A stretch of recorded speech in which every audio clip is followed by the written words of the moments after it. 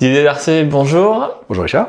Aujourd'hui, je voulais t'interroger sur un article que tu as écrit qui répond ou qui amène des pistes de réponse à une question qui est très d'actualité aujourd'hui.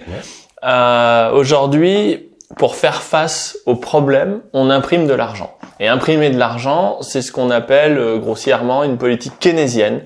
Parce que on se dit qu'en envoyant des billets dans la rue, littéralement, on va relancer la demande. La question c'est, est-ce que fondamentalement ça fonctionne vraiment cette histoire ? Alors, dans les marchés financiers, tu veux dire ? Oui. Dans les marchés financiers. Alors, bon, fondamentalement non. Ça, c'est là, si la réponse, il y a une seule réponse, c'est non. Merci ça marche Didier, pas. à la semaine prochaine. Fondamentalement, ça marche pas. Mais ça, on a réussi à le montrer assez récemment ici, et c'est quand même, c'était pas si facile à montrer.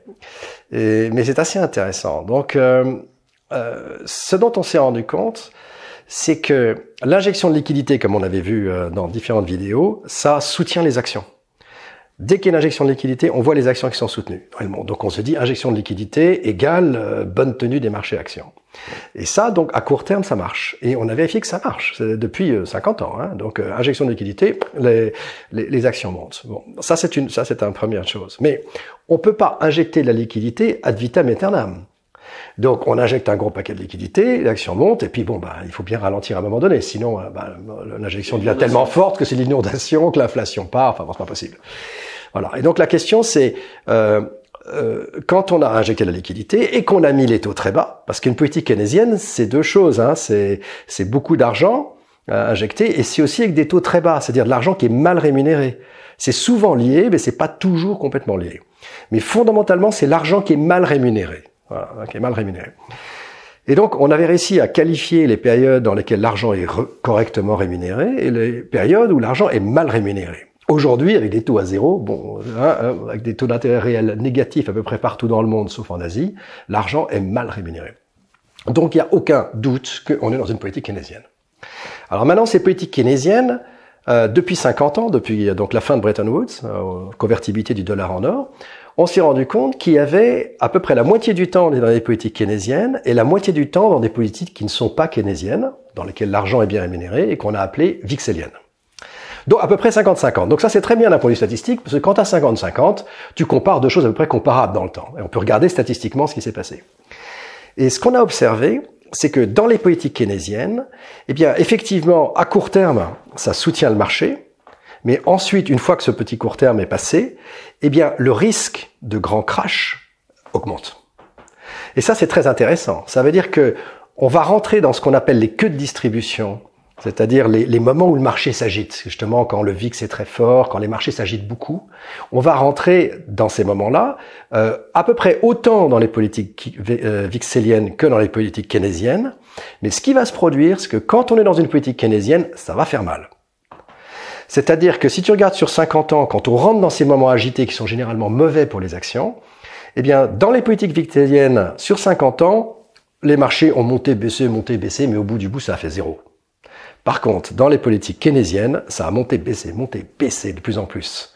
Et qu'à l'issue sur 50 ans, ces périodes-là ont fait perdre 50% au marché.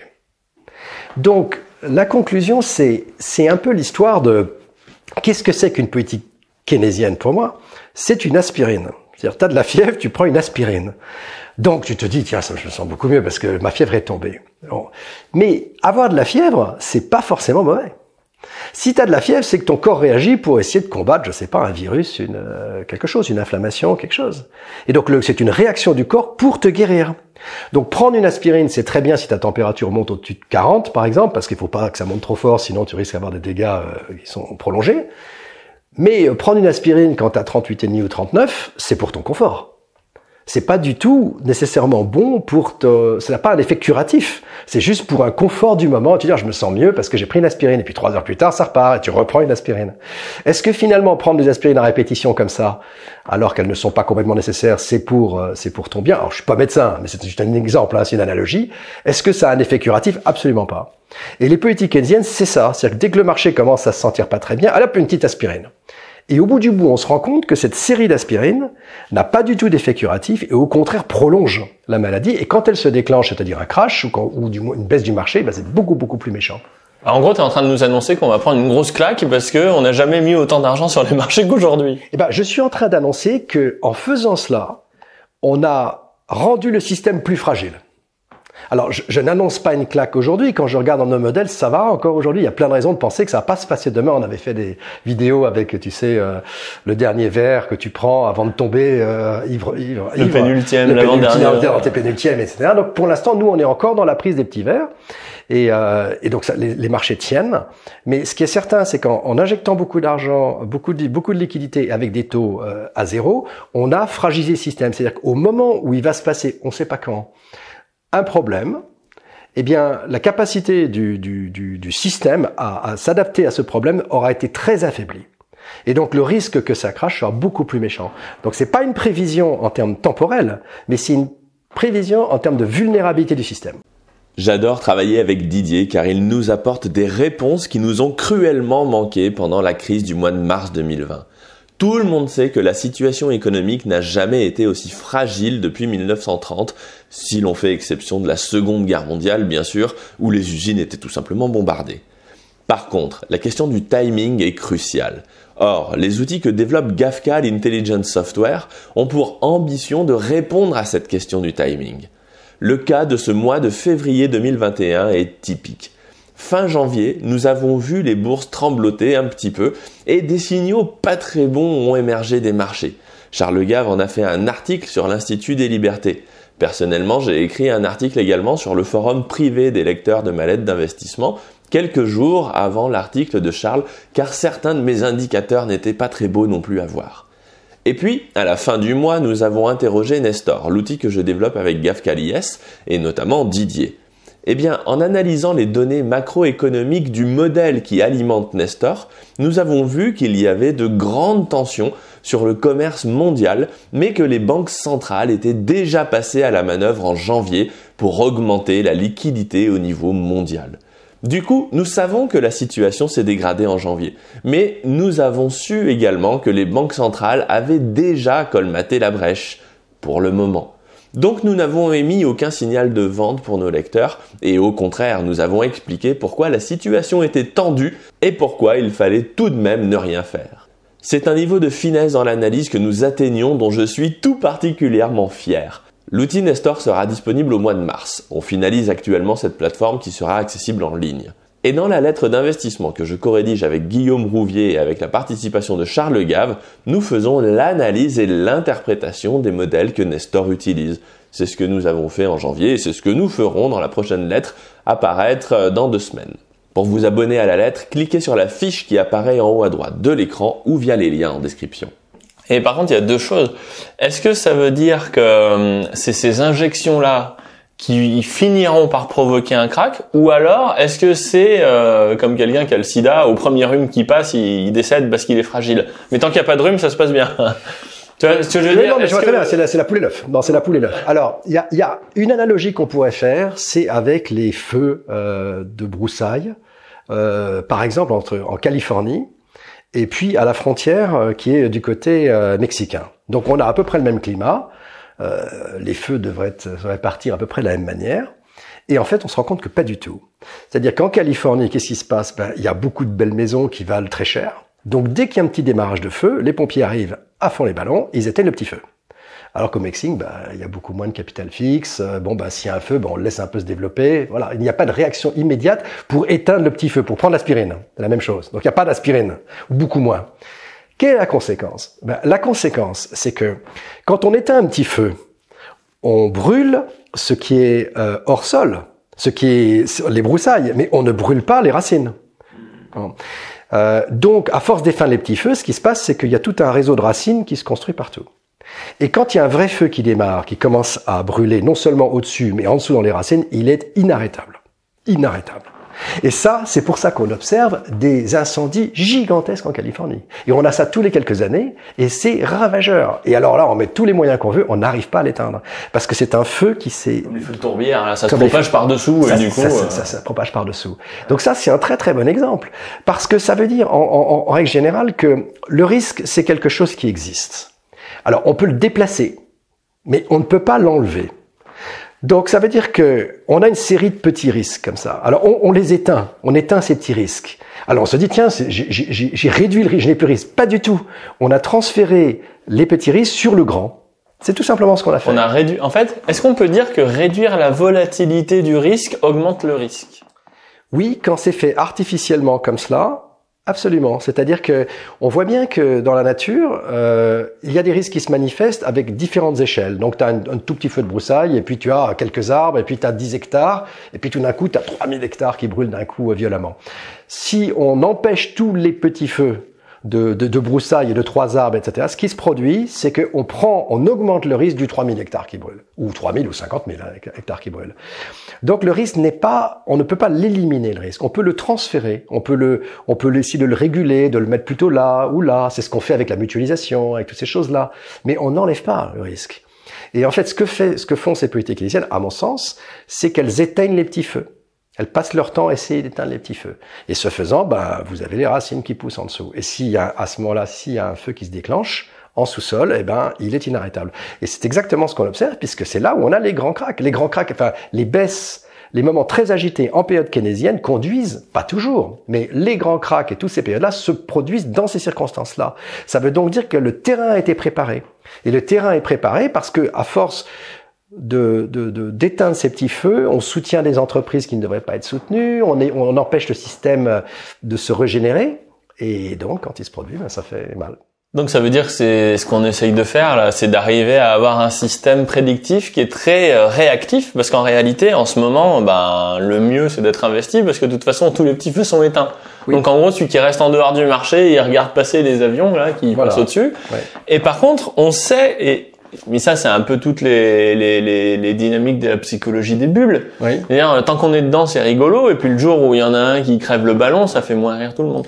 Mais on essaye, ce qu'il faut essayer de faire, c'est de sortir en premier, en fait. C'est ça le message. Ça, c'est toujours ce qui est mieux. Parce que celui qui sort en dernier, tu vois ce que je veux dire, entre le paradoxe de dire, les bulles, c'est super sympa, mais il faut sortir en premier, mais c'est ça qui est difficile. Ou alors de dire, je reste à l'écart, parce que de toute façon, ça va me claquer dans les doigts, et du coup, tu vois, quel est le... Alors, ce qui se produit, c'est que, timer exactement une bulle ou la fin d'une bulle, c'est impossible. En revanche, on peut quand même, une bulle, c'est quoi? C'est un système qui s'est éloigné de son équilibre. Et ça, c'est une première chose. Et la deuxième chose, avant qu'il éclate, c'est qu'il commence à montrer des signes d'instabilité. Il commence à montrer des mouvements bizarres, il commence, etc., etc. Et donc, il faut simplement repérer ces signes. Mais tout le monde essaye de le faire. Oui, mais enfin, on peut mais bien sûr, c'est pour ça que c'est très difficile, bien sûr. Mais il y a quand même des signes. Donc, moi, quand je repère un signe, je le dis. Tiens, voilà, il y a un petit signe de quelque chose qui va moins bien. Si vous en avez un, c'est pas très grave. Et puis, commencez à avoir 2, puis 3, etc. Donc, nous, on a construit des outils qui sont faits pour ça. C'est-à-dire qu'on regarde les signes du côté macroéconomique. Est-ce que ça se dégrade? Est-ce que la croissance, l'inflation est en train de repartir. L'inflation est en train de repartir, là, maintenant. Tiens, voilà, il y a 6 mois, il n'y avait pas ce problème. Donc, tiens, un petit signe, là, voilà. Bon, la croissance, on va voir. La croissance, ça va, mais et puis, des tas de choses comme ça. Tiens, le prix du pétrole. Tiens, il a quand même pas mal monté, là. Ça y est, tu vois, des choses comme ça. Donc, on commence à aligner ces petites choses-là. Et donc, on regarde cet ensemble-là d'un point de vue macroéconomique. Est-ce que ces signes commencent à s'accumuler? Ça, c'est une première chose. Et puis, on le regarde aussi du point de vue comportemental. On en parlera peut-être un jour. On regarde ces différents signes. Et quand le cumul de ces signes est trop fort, on dit, alors là, c'est bon, quoi. Là, on a assez de données. On essaie de se couvrir. Donc, nous, on a une approche qui est relativement prudente de la façon dont on développe nos modèles pour essayer de dire, écoutez, là, il y a un risque de tremblement de terre. Alors, on préfère crier 4 fois au loup et se tromper 3 fois. Que de ne pas crier au loup. C'est pour ça qu'on a toujours une approche relativement prudente. Mais à l'heure d'aujourd'hui, là, non, on n'a pas accumulé suffisamment de signes pour nous dire que tout ça va craquer, je crois pas. Et encore une fois, le principe de ce qu'on est en train de faire ensemble, c'est pas du tout d'essayer de prévoir. Ce qui va se passer dans l'année, on n'en sait strictement rien. C'est comme en science. En science, moi, les gens disent la science prévoit rien du tout. La science analyse une situation et dit, écoutez, j'ai vu qu'il y a une balle de pétanque qui est en train de tomber depuis 10 minutes, depuis 10 secondes de là à là. Statistiquement, comme j'ai vu, normalement, elle devrait continuer. T'as de bonnes chances qu'elle touche ça. Voilà, on dit, elle devrait continuer. Je me dis, mais pourquoi elle devrait continuer? Compte tenu du fait que je sais qu'elle est déjà en train de tomber, qu'elle a déjà une vitesse qui est en train d'accélérer. Donc on décrit une situation une situation présente pour dire ah bah tiens là il y a un risque de déstabilisation au sens où elle va tomber plus bas. Et toute la science est comme ça. Donc nous ce qu'on fait c'est pas de dire tiens je pense que l'inflation va monter. On dit pas ça, on dit jamais ça. Ou je pense que le prix du pétrole sera je sais pas quoi à $200 le baril dans 6 mois. Jamais on va dire une chose comme ça. Par contre ce qu'on va dire c'est ah tiens le prix du baril il était à je sais pas $20, il est à $50 ou à $55. Ah tiens, on a donc une remontée de ce prix de l'énergie. Ce prix de l'énergie est important. Tiens, regardons dans le passé, dans des situations comparables, qu'est-ce qui s'est produit dans les marchés. Et c'est pour ça qu'on remonte sur des données historiques très longues, le plus longues que l'on peut, pour essayer de voir les circonstances et à quoi elles ont mené. Donc c'est une espèce de réflexion d'abord logique, parce qu'on sait par exemple que si l'inflation monte, ça va peser sur la rentabilité des entreprises. Donc déjà on parle de quelque chose de logique. Et ensuite, on regarde statistiquement si en mesurant ça, est-ce que ça s'est bien vérifié dans le passé que c'était vraiment un peu dangereux d'investir quand on commence à avoir une inflation qui monte, par exemple. Quand on a les deux qui sont ensemble, on les met dans un petit logiciel, on programme ça et on vous dit, écoutez, voilà quoi. On vous dit donc ce truc-là ne prévoit rien, mais il vous dit dans les circonstances comme ça, si vous voulez jouer contre le logiciel, vous pouvez tout à fait le faire et vous pouvez tout à fait avoir raison. Mais en termes de logique, en termes de statistiques, vous prenez plus de risques que si vous jouez dans l'autre sens. C'est un peu comme le joueur de poker qui connaît bien ses stats. Voilà. Et c'est ça qu'on essaie de faire. Et on se rend compte que quand on arrive à le faire bien, à condition de le regarder suffisamment de temps, ça marche très bien. Donc c'est ça qu'on essaie de faire pour tes clients. Essayer d'apporter un peu d'expertise là-dedans. Et encore une fois, c'est pas du tout une boule de cristal. C'est essayer de décrire le mieux possible l'état d'un système à un moment donné. Et si vous avez très très bien décrit l'état d'un système à un moment donné, vous avez une meilleure chance d'avoir une idée des trajectoires possibles. Une idée des trajectoires possibles. Et si vous voyez que dans ces trajectoires possibles, il y en a une qui est vraiment dangereuse, alors vous dites écoutez, on va pas prendre de risque là, on va aller. Je passe mon tour. Ce qui permet à l'inverse de rentrer quand les choses présentent des caractéristiques dangereuses comme en ce moment. Parce qu'en ce moment, quand on regarde tout un tas d'indicateurs, et notamment le taux de faillite des entreprises, pas le taux de faillite parce que il est masqué, mais la trésorerie des entreprises, leur capacité à survivre à l'échelle de 2 ans, on se dit oui, mais là, c'est à l'échelle de 2 ans. Voilà. C'est à l'échelle de 2 ans. Donc, à l'échelle de 2 ans, c'est supposé qu'un certain nombre de choses. Mais intuitivement, comme ça, juste en regardant, c'est difficile d'arriver à dire ce mois-ci oui et ce mois-là non. Non, mais alors qu'en modélisant, on peut affiner, quoi. Mais c'est pour ça que les outils logiciels, quelle que soit leur qualité, et moi je bosse beaucoup là-dedans, donc je vais pas les dénigrer, je crois que c'est très important, mais ça ne fait pas tout. Ça ne fait pas tout, parce que l'homme a une capacité de comprendre, d'analyser sur plus long terme les perspectives, les possibilités. Dans un outil logiciel, comment veux-tu intégrer le fait que ce soit Joe Biden qui a été élu? C'est impossible, tu sais pas qui c'est. Si, il y a la liquidité qui rentre. Voilà, mais ce qu'on mesure, c'est pas Joe Biden. Ce qu'on mesure, c'est pas Joe Biden. On n'a pas de statistiques là-dessus, on peut rien en faire. Par contre, ce qu'on mesure, c'est le fait que ils remettent de la liquidité. Parce que ça, on l'a déjà vu avant. Donc, ce n'est jamais un outil qui est 100% ce qu'il faut faire. Il faut toujours garder la main d'un point de vue humain sur les outils que l'on a, mais c'est pas parce que on peut avoir un pilotage automatique dans un avion et plein d'instruments qui vous disent ce qui se passe et à quelle hauteur, quelle vitesse, etc. C'est quand même bien d'avoir ça. C'est quand même bien d'avoir ça. Et ensuite, reprendre la main s'il y a quelque chose qui se produit qui est un petit peu spécial. Par contre, ce qui est aussi évident, c'est que quand on suit, par exemple, on dit le S&P 500 ou le Nasdaq, il est imbattable, mais plutôt le S&P 500 sur le long terme. Mais en réalité, le S&P 500, c'est un algorithme. Oui, c'est ça. Oui, c'est un algorithme au sens où il change les entreprises tout le temps. La règle, elle est bête comme chou. On dit, on prend les 500 plus grosses, puis quand il y en a une qui est plus grosse que la dernière, on change. Oui. Tous les indices, ce ne sont pas des... Il n'y a aucune intelligence là-dedans. Non, c'est une stratégie de rotation sur les plus grosses entreprises. Et c'est pour ça qu'on dit souvent que le plus difficile, c'est de se tenir aux règles qu'on s'est données. Et en ça, la gestion automatique, entre guillemets, ou avoir des règles automatiques de gestion, plutôt, c'est salvateur dans une grande majorité des cas. Oui. Parce que, au moins, Alors, dans ton exemple du S&P, ça c'est un exemple très intéressant, parce que le S&P, il est comme tu dis. Le CAC 40, c'est pareil. Le CAC 40, c'est pareil. Enfin, la plupart des indices tous, même, sauf peut-être le Dow Jones, qui est bon. L'investissement se met sur les plus grosses boîtes. Donc, plus une entreprise a de l'argent, plus il est pondéré fort dans l'indice. Donc, ça veut dire que si vous êtes dans une période où les grosses deviennent plus grosses, l'indice, il marche vachement bien. Et puis si vous êtes dans une période où les gros commencent à devenir plus petits parce qu'il y en a d'autres qui commencent à leur grignoter des parts de marché, etc., l'indice, il va moins bien se comporter qu'un type un peu plus malin. Voilà. Alors, est-ce qu'aujourd'hui, on est dans une situation qui est comme ceci ou comme cela? On est en train de basculer, on n'est pas encore tout à fait pour nous. Charles pense qu'on a déjà basculé. Moi, avec mes modèles, pas tout à fait, mais on n'est pas loin. Tu vois, ça se joue à quelques mois. On se bat sur les virgules. On se bat sur les virgules, là. Mais on se rend compte. Et donc, une façon de le voir, c'est de comparer l'indice capitalisé, dans lequel les pondérations sont par la capitalisation des entreprises, et de comparer avec l'indice qui est équipondéré.